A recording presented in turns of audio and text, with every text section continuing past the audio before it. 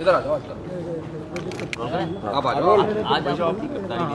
आप गिरफ्तारी इस आशय की दी जा रही है कि बहुत समय से 4-5 महीने से हम देख रहे हैं कि लगातार देवी देवताओं को गाली दी जा रही है, धर्म परिवर्तन किए जा रहे हैं, उस पर हम करते हैं कंप्लेंट, कुछ नहीं। हमें रात दिन गाली दी जाती है, सवर्णों को रात दिन गाली दी जाती है, कोई कार्रवाई आज तक नहीं हुई। हमने एक व्यक्ति विशेष को बुरा कह दिया, गंदा कह दिया, जो मेरी राइट टू स्पीच के अगेंस्ट है। मेरे को बोलने का स्वतंत्रता है, अधिकार है।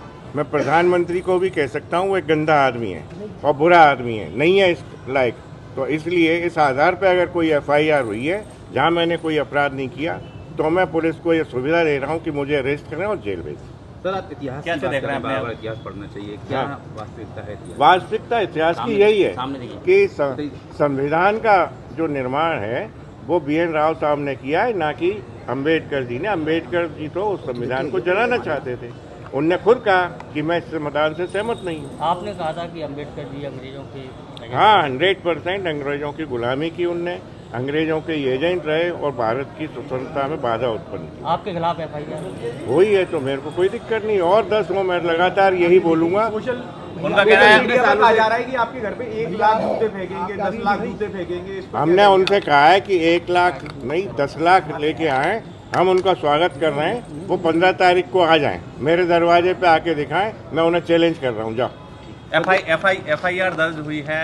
उन्होंने कहा है कि आपने कहीं ना कहीं माहौल खराब करने का प्रयास किया है। कोई माहौल खराब नहीं किया। जब माहौल खराब नहीं होता, जब इस सवर्ण और भारत के सनातनी देश में भितरवार में धर्मांतरण होते हैं, तब माहौल खराब नहीं होता। जब सवर्णों को, सनातन को, देवी देवताओं को गालियां दी जाती हैं, तब माहौल खराब नहीं होता, तब कोई FIR नहीं होती। मालूम नहीं कि क्यों पुलिस प्रशासन ऐसे बिल्कुल दबाव की राजनीति में काम कर रहा है।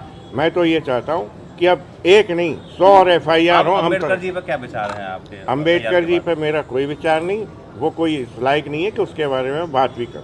आपको क्या लगता है सर कि पिछले कुछ समय से जैसे अम्बेडकर का नाम लेकर क्या सवर्णों को टारगेट बनाया जा रहा है? 100% अम्बेडकर के कारण ही देश में विभाजन हो रहा है, जात बिरादरियों में आपस में फूट हो रही है, बैर भाव हो रहा है, आपस में लड़ रहे हैं, मर रहे हैं, कट रहे हैं, और क्या हो रहा है।